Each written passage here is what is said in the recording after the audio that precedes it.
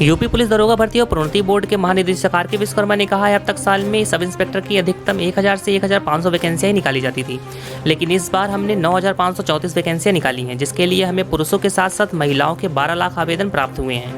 उन्होंने कहा कि इस साल तक सिलेक्शन प्रक्रिया पूरी कर ली जाएगी। डीजी भर्ती बोर्ड आर के विश्वकर्मा ने कहा है, हमारी योजना है कि दिसंबर तक पूरी चयन प्रक्रिया कंप्लीट कर ली जाए। इसके साथ ही परीक्षा डेट को लेकर उन्होंने कहा है, हम अक्टूबर एंड मध्य नवंबर के बीच लिखित परीक्षा आयोजित कराने और नवंबर के अंत तक परिणाम घोषित करने की योजना बना रहे हैं। इसके अलावा सेकेंड फेज का फिजिकल टेस्ट दिसंबर की शुरुआत में कराया जाएगा, क्योंकि दिसंबर में मौसम अच्छा रहता है और उस समय रनिंग करने में छात्रों को परेशानी नहीं आएगी।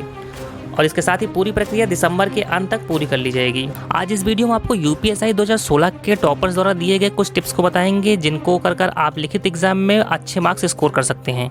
आज हम जिस विषय पे बात करने जा रहे हैं वो विषय है हमारा कि जो स्टूडेंट्स हमारे यूपीएसआई की तैयारी कर रहे हैं उनको किस तरीके से तैयारी में अपनी प्रिपरेशन करनी चाहिए, क्या क्या स्ट्रेटेजी अपनानी चाहिए और क्या क्या बुक्स को सॉल्व करना चाहिए, या क्या क्या चीजें ऐसी होती हैं जिनके माध्यम से वो इस यूपीएसआई को क्वालिफाई कर सके। मैंने अभी वर्तमान समय में यूपीएसआई की तैयारी करके परीक्षा देके मैं इस सेवा में आया हूं, तो मैं कोशिश करूंगा कि आप सभी विद्यार्थी भी जल्द से जल्द सफलता प्राप्त कर इस सेवा में आए और हमारे साथी बने।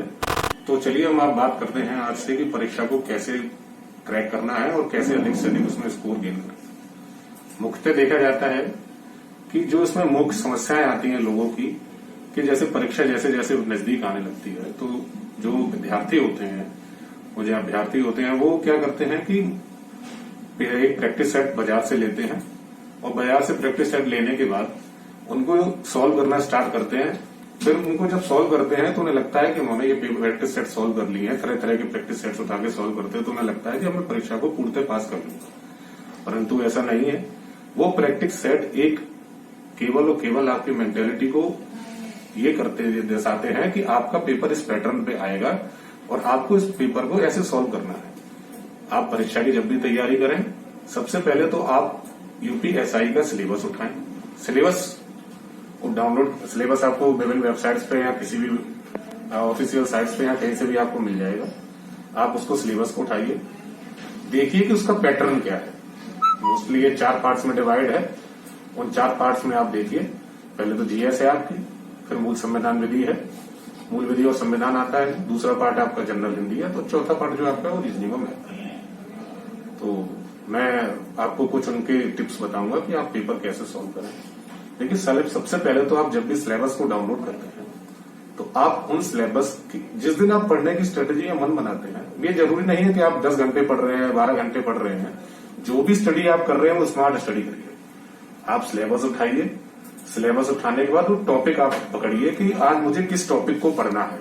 सपोज दैट आपने आज हिंदी उठाई, हिंदी का सिलेबस आपने डाउनलोड किया और आज हिंदी के सिलेबस में आपने टॉपिक सुना अपना कि अलंकार पढ़ना है या समास पढ़ना है। समास के टॉपिक को आप देखिए, हिंदी इस यूपी की जितनी भी वैकेंसीज होती हैं, यूपी की जितनी भर्तियां आती हैं, हिंदी उसमें एक अपना मुख्य रोल निभाती है। ये आपकी स्कोर गेनिंग में भी बहुत अच्छी होती है, क्योंकि ये देखा गया है कि मैथ और रीजनिंग में आप सिलेक्टिव टॉपिक्स रह गए हैं जिनकी ट्रिक्स एंड टिप्स सबको बताया है।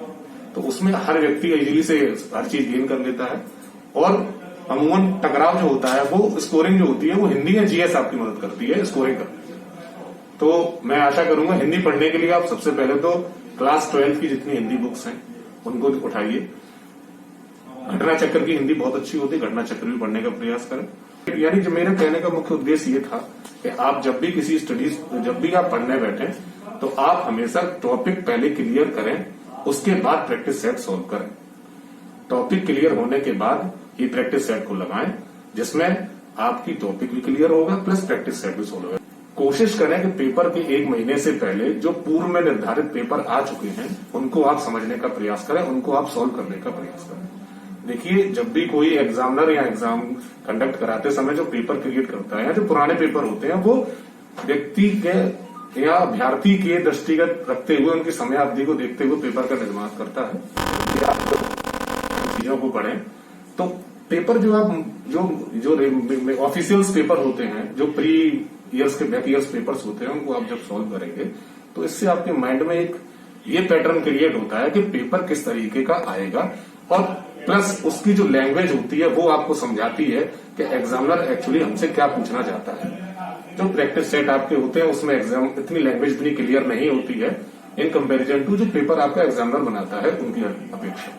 आप जब भी उन पेपर को सॉल्व करें तो उसमें आप ये देखें कि एग्जामिनर ने एक्चुअली हमसे क्या पूछा है, उनसे आपका माइंड अच्छा मेकअप होता है, प्लस टाइम कंज्यूमिंग आपका वो बहुत अच्छा काम करता है।